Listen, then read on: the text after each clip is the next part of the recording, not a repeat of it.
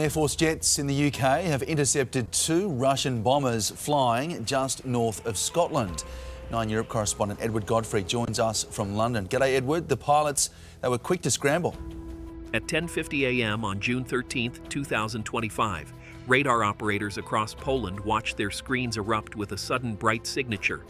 A Russian IL-20M intelligence aircraft, one of Moscow's most specialized surveillance platforms, had crossed the Polish border. Not grazing it, not drifting near it. It had moved 2 full kilometers inside NATO territory. Within seconds, alarms blasted through NATO's Air Command Network. Commanders issued scramble orders. Pilots sprinted to their fighters, and the roar of engines filled the air as 2 RAF Eurofighter Typhoons shot skyward. This was no routine patrol. It was a direct response to an unprecedented breach. The IL-20M gave no indication that it had made a mistake. It flew low and steady over the Baltic, refusing every radio call. It neither altered its altitude nor changed its course. The silence alone was enough to raise suspicions. The aircraft is not known for sloppy navigation. It is known for precision surveillance, carrying an array of sensors designed to soak up military intelligence. Whatever it was doing, it was intentional. A spy plane that never gets lost. The IL-20M is essentially a flying vacuum for signals, collecting radar emissions, communication patterns, and electronic signatures. It doesn't stray off course unless it is ordered to do so, and no one inside NATO believed this was a coincidence. Most Russian reconnaissance flights over the Baltic begin in Kaliningrad, Moscow's fortress enclave wedged between Poland and Lithuania. Packed with missile systems, radar installations, and electronic warfare equipment, it serves as Russia's eyes and ears in the region. But this flight was different. It moved deeper than any recent provocation, crossing the invisible line and heading straight into the heart of Polish-controlled airspace. Poland has dealt with Russian pressure for years, especially since the conflict in Ukraine escalated in 2022. NATO's presence in the region has multiplied since then, with fighter jets, reconnaissance aircraft, and radar systems positioned to catch any sign of intrusion. On this day, the system worked exactly as designed. And still, the IL-20M kept going, seemingly unfazed. RAF pilots raced to intercept. Inside the Typhoons, RAF pilots accelerated to close the distance. Their orders were clear: identify the aircraft, shadow it, and escort it out without causing an escalation. Every second counted. They approached the spy plane and immediately confirmed what ground control already suspected. The Russian crew refused to acknowledge any communication, maintaining absolute radio silence as it pushed deeper into Polish skies. Then the situation shifted. The IL-20M continued forward instead of turning away, forcing the intercepting fighters to remain inches from a potential international incident.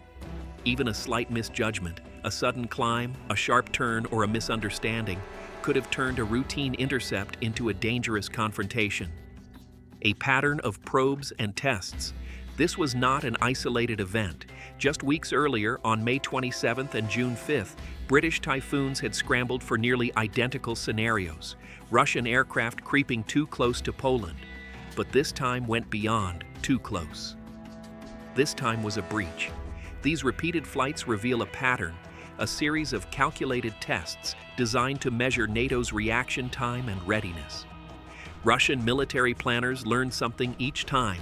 They study how fast fighters scramble, which radars activate first, what communication protocols are used, and how close Allied pilots are willing to fly. From Moscow's perspective, each flight is a data-gathering exercise disguised as a simple patrol. From NATO's perspective, each flight is a reminder that tensions remain razor-sharp. A closer. Look at the IL-20M. Despite its slow pace, the IL-20M is one of Russia's most dangerous surveillance tools. Built on the IL-18 airframe, it has been modified for electronic and signal intelligence missions. It is equipped with antennas, receivers, and imaging systems that allow it to quietly map enemy defenses. Normally, the aircraft loiters just outside NATO territory, pretending to fly innocently along shipping lanes, but this time, the plane didn't stop at the edge. It crossed right over the line.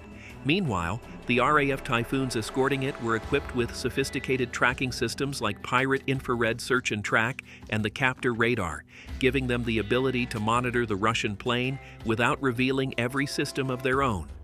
They were prepared for every possible scenario except one: firing. Under NATO rules, firing is the absolute last resort, reserved only for clear and immediate threats that made the mission even more delicate. The spy plane turns at the perfect time. For nearly 10 minutes, the IL-20M remained inside Polish airspace. It collected radar patterns, scanned transmission signals, and quietly recorded the Typhoon's movements. Then, without warning or communication, it executed a slow, calculated turn back toward international airspace. It wasn't rushed or clumsy, it was timed, almost as if someone in Kaliningrad was monitoring the entire sequence and waiting for the moment NATO's rapid response had fully formed. Once the box had been checked, the spy plane withdrew, yet even then it didn't return home. Instead, it began a looping pattern just outside NATO territory, continuing to hover near the Polish border. Legally, it was in the clear. Strategically, it was still poking the bear.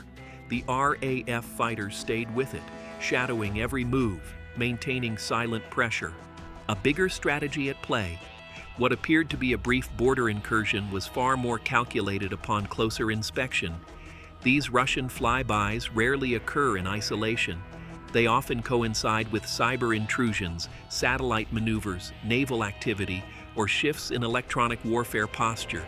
Each component tests NATO from different angles, creating layered pressure that makes it harder to predict which incidents are routine and which ones are precursors to something larger.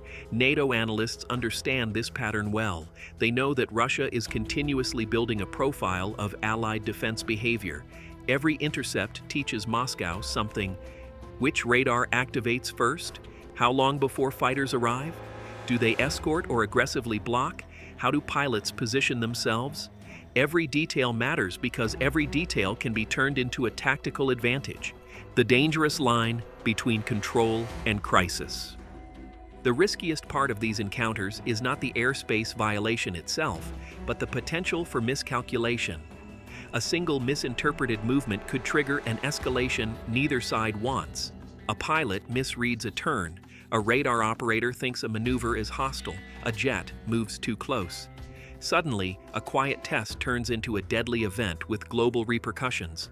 Poland's military later declared the incident a deliberate provocation designed to test NATO's readiness. Their assessment made it clear the flight was intentional, the silence was intentional, and even the withdrawal was intentional. The entire event was a controlled experiment. NATO's response after the incursion: once the IL-20M finally drifted back toward Kaliningrad, the Typhoons returned to base and the deeper work began.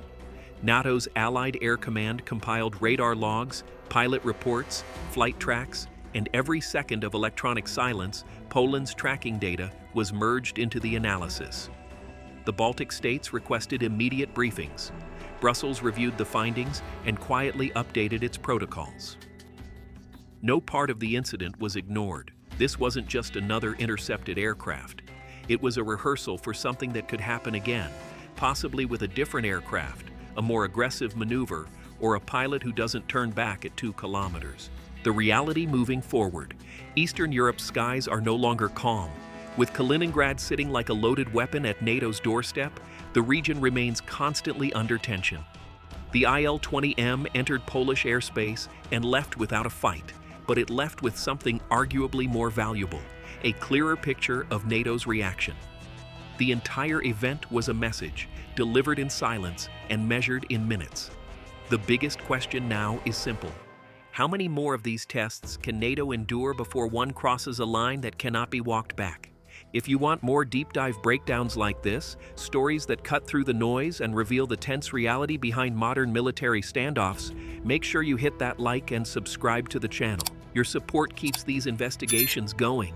Thanks for watching, stay sharp, and remember, in today's world, silence in the sky is never just silence.